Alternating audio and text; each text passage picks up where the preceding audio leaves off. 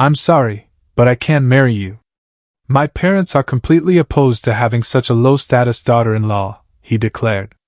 He didn't lower his voice. He didn't move away. He announced it right there in front of everybody. The server, the pair at the adjacent table, the older ladies acting like they weren't watching. And I simply smiled.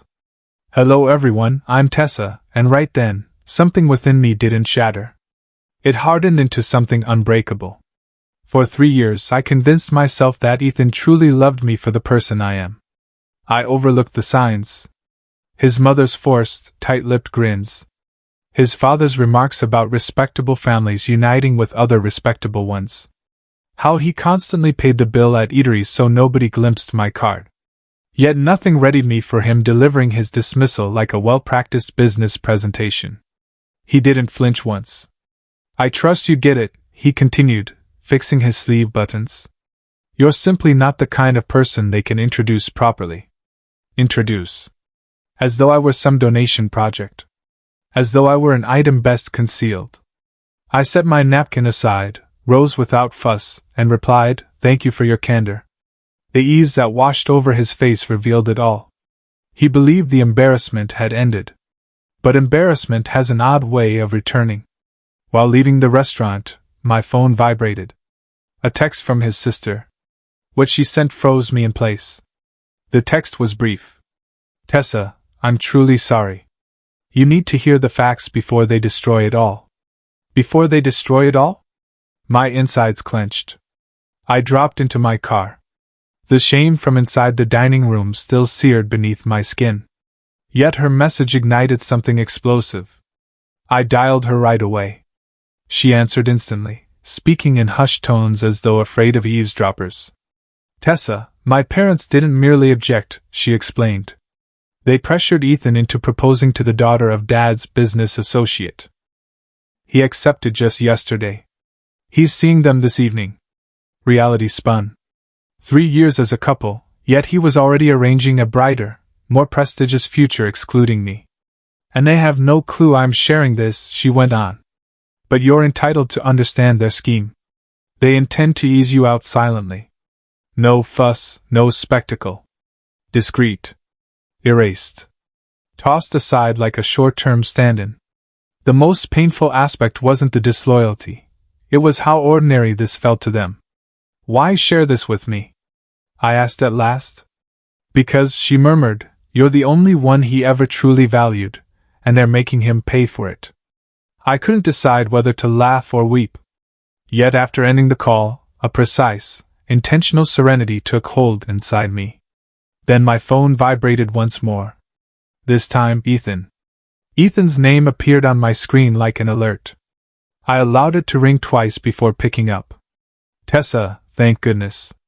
About what happened earlier. His voice trembled, clearly practiced, the tone of someone dreading fallout more than the pain inflicted. I spoke too bluntly. I never intended it to sound like that.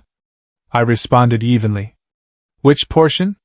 The low-status daughter-in-law remark, or the one where you treated me as less than human? Quiet. Tessa, please.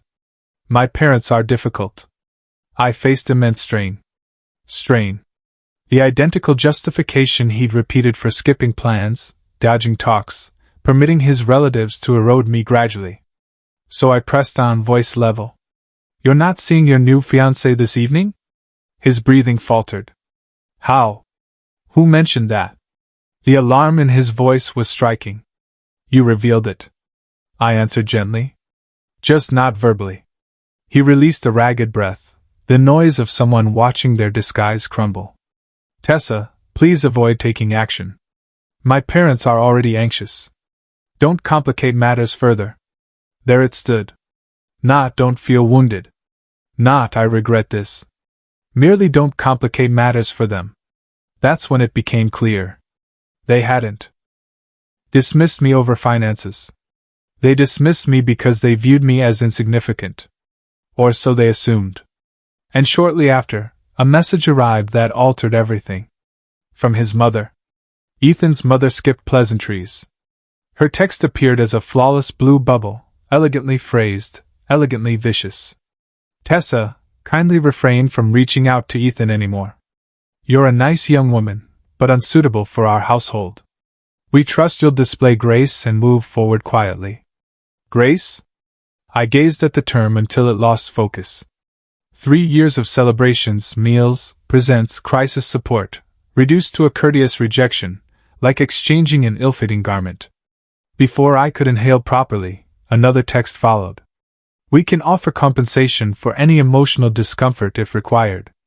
Discomfort, like a postponed journey, a dented vehicle, as if I represented a trivial cost in their impeccable family budget.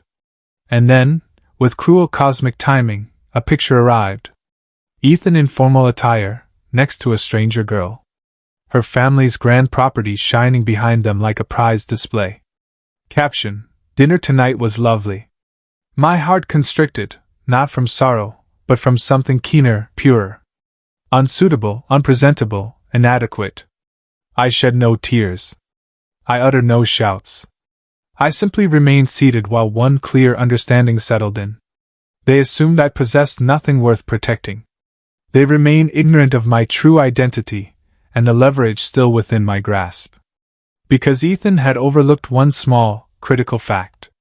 I managed all the documentation for his charitable foundation. And last month, during file reorganization, I uncovered an issue he pleaded with me to overlook. A transfer he directed from the foundation to his private account.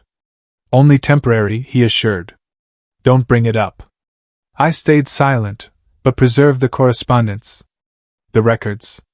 His audio message expressing gratitude for rescuing him from disaster. A disaster he failed to recognize was approaching fast. As the pain ebbed away, I opened my computer. My hands grew steady. My breaths evened out. All actions turned deliberate. First, collect every document. Second, examine the timelines. Third, select recipients. Yet before proceeding, I desired one final element. His admission, spoken directly. So I messaged him.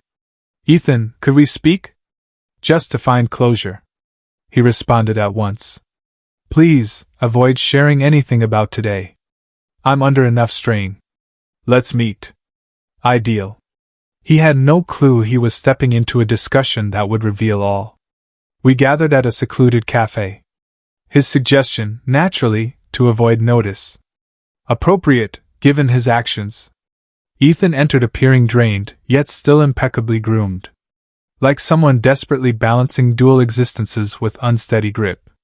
Tessa, he sighed, taking a seat. Thanks for agreeing to see me. I simply want no lasting resentment. Resentment. As though he hadn't publicly torn me apart. I concur, I stated calmly. That's precisely why I seek honesty. What truly prompted the breakup? He sighed theatrically, massaging his forehead. My parents desire a partner who enhances the family reputation. It's complex. You couldn't grasp it. I angled my head. Explain it then. He moved nearer, voice dropping. I'm facing tremendous strain, alright? I already aired this month with that foundation movement. Should anyone discover it, heavens, it would devastate my father. So please grant me some calm at present. There it emerged.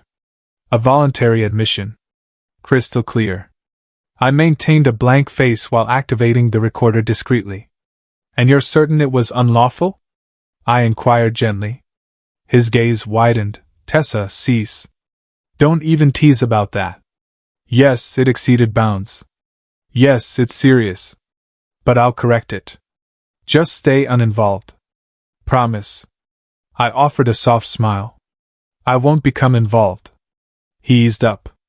Prematurely. For as he raised his cup, the documents had already been dispatched. Transmitted. Received.